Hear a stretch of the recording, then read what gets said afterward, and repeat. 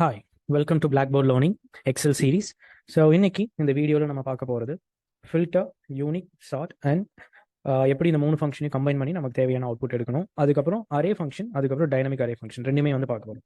So first array, அதுக்கப்புறம் dynamic array. Array ஃபங்க்ஷன்னா ஒன்றுமே இல்லை. இப்போ ஃபார் எக்ஸாம்பிள் இந்த ஃபர்ஸ்ட் டேட்டா செட்டில் நமக்கு வந்து மந்த்லி சார்ஜஸ் கொடுத்துருக்காங்க. அது கூட வந்து லாஸ்ட் ஹெச் காலமில் பார்த்தீங்கன்னா அமௌண்ட் டு பி இன்க்ரீஸ்ட், அதாவது மந்த்லி எவ்வளோ இன்க்ரீஸ் ஆக போகுது அப்படிங்கிறத கொடுத்துருக்காங்க.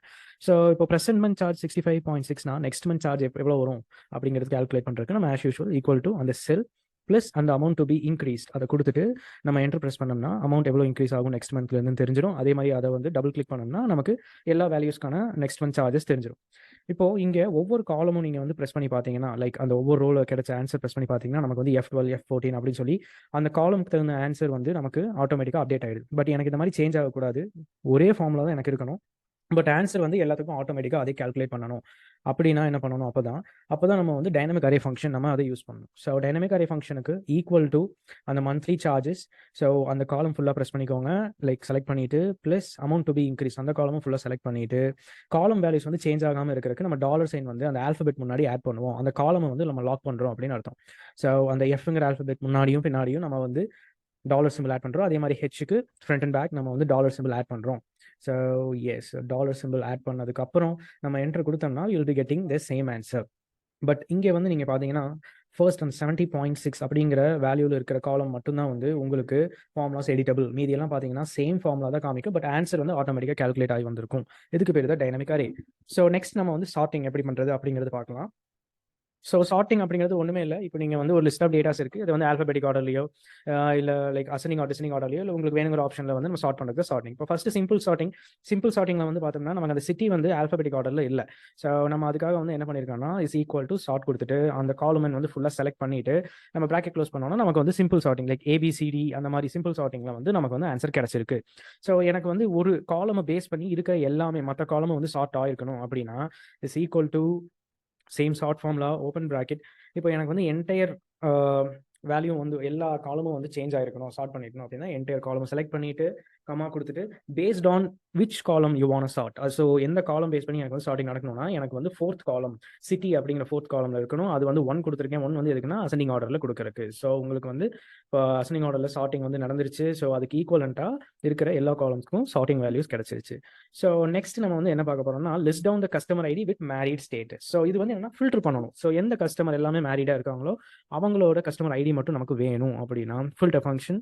ஸோ ஃபில்டர் ஃபங்க்ஷன் வந்து will be equal to filter open bracket and எந்த அரே நமக்கு வந்து கஸ்டமர் ஐடி தானே ஃபர்ஸ்ட் வேணும், லைக் கஸ்டமர் ஐடி தான் வேணும் நமக்கு மேரிடாக இருக்கிறவங்களோடது. ஸோ அந்த அரே ஃபுல்லாக செலக்ட் பண்ணிக்கணும்.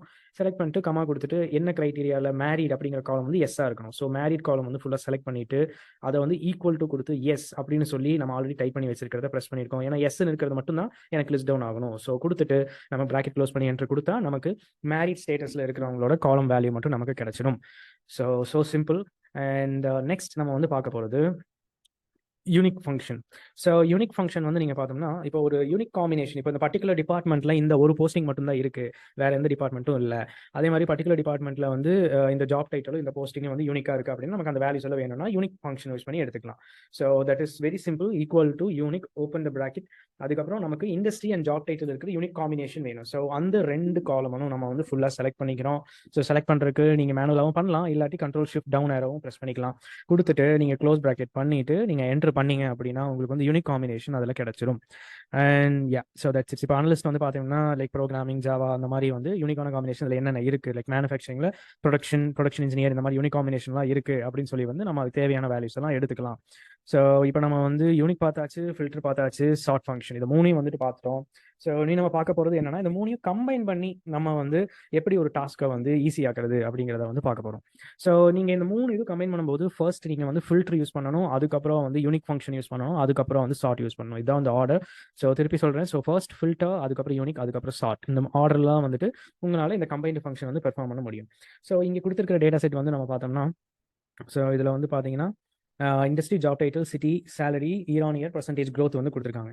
ஸோ எனக்கு வந்து இங்கே எப்படி வேணும்னா ஃபர்ஸ்ட் வந்து ஃபில்டர் பண்ணணும். என்னன்னா இண்டஸ்ட்ரி மட்டும் ஃபில்டர் பண்ணணும். அதாவது வெப் டெவலப்பர் அப்படிங்கிற ஜாப் டைட்டில் வச்சிருக்கிற இண்டஸ்ட்ரி மட்டும் எனக்கு ஃபில்டர் பண்ணணும் அப்படின்னா ஃபர்ஸ்ட் ஃபில்டர் ஆப்ஷன் கொடுத்துட்டு ஸோ அதில் வந்துட்டு எந்த இண்டஸ்ட்ரி ஃபில் பண்ணணும், லைக் இண்டஸ்ட்ரி காலம் இருக்கிறதுல நமக்கு வந்து டெக்னாலஜி அப்படிங்கிற வெப் இதை வந்து செலக்ட் பண்ணிக்கணும். ஸோ ஃபுல்லாக என்டையர் இது செலக்ட் பண்ணிவிட்டு ஸோ கமா கொடுத்துட்டு தென் பேஸ்ட் ஆன் வாட் அப்படிங்கிறத வந்து நம்ம கொடுக்கணும். ஸோ செகண்ட் அரே ஃபுல்லாக வந்து செலக்ட் பண்ணிவிட்டு அதில் should be equal to web developer மட்டும்தான் வந்து எனக்கு வேணும் அப்படிங்கிறது கொடுத்துடணும். இன்கேஸ் இது வந்து அந்த ஆப்ஷன் வந்து எதுவுமே இல்லை அப்படின்னா இல்லாத பட்சத்தில் நீங்கள் நன் அப்படிங்கிறது கொடுத்துக்கலாம், இஃப் எம்டி. ஸோ கொடுத்துட்டோம்னா ஸோ நமக்கு வெப் டெவலப்பர் அப்படிங்கிற ஜாப் டைட்டில் வச்சிருக்க இண்டஸ்ட்ரி வந்து 3 தான். அதில் வந்து டெக்னாலஜி, மேனுஃபேக்சரிங், கன்ஸ்ட்ரக்ஷன், இது 3 தான் வந்து வெப் டெவலப்பர் வச்சிருக்காங்க. ஸோ நெக்ஸ்ட் ஃபில்டருக்கு அப்புறம் யூனிக் காம்பினேஷன். ஸோ இதில் இருக்கிற யூனிக்கான காம்பினேஷன்ஸ் மட்டும் எனக்கு வேணும் அப்படின்னா ஸோ நம்ம கொடுத்துருக்கிற ஃபில்டர் ஃபார்முலாக்கு முன்னாடி யூனிக் அப்படிங்கிற ஆப்ஷன் கொடுத்துட்டு ஓப்பன் ப்ராக்கெட் க்ளோஸ் ப்ராக்கெட், அவ்வளோதான். யூனிக் அப்படிங்கிறத மட்டும் நம்ம கொடுக்கணும். ஸோ கொடுத்தோம்னா இதில் இருக்கிற யூனிக்கான காம்பினேஷன்ஸ் எல்லாம் நமக்கு வந்து வெளியே வந்துடும். ஸோ இதுலேருந்து ஃபர்தர் இதை வந்து சார்ட் பண்ணணும். லைக் அசனிங் டிஸ்டிங் ஆர்டர் சார்ட் பண்ணணும். யூனிக் ஃபங்க்ஷனுக்கு முன்னாடி சார்ட் அப்படிங்கிற ஃபார்முலா டைப் பண்ணிட்டு ஒரு ஓப்பன் ப்ராக்கெட், அதுக்கப்புறம் அதை வந்து ஃபைனலாக க்ளோஸ் பண்ணிடணும். க்ளோஸ் பண்ணிட்டு என்டர் கொடுத்துட்டோம்னா ஸோ சிஎம்டி அந்த ஃபார்மேட்டில் வந்து உங்களுக்கு வந்துடும், ஆல்ஃபபெட்டிக் ஆர்டரில் உங்களுக்கு வந்து வந்துடும். ஸோ இன்றைக்கி வந்து unique function, sort function, filter function அப்படி இது 3 கம்பைன் பண்ணி நமக்கு வேணுங்கிற டேட்டாஸ் எடுக்கிறது, இதெல்லாம் எவ்வளோ சிம்பிளான டாஸ்க் அப்படிங்கிறத வந்து பார்த்துட்டோம். உடனே நெக்ஸ்ட் செட் ஆஃப் ஃபங்க்ஷன்ஸோட ஸோ நெக்ஸ்ட் வீடியோஸில் வந்து உங்களை பார்க்குறேன். So thank you and bye.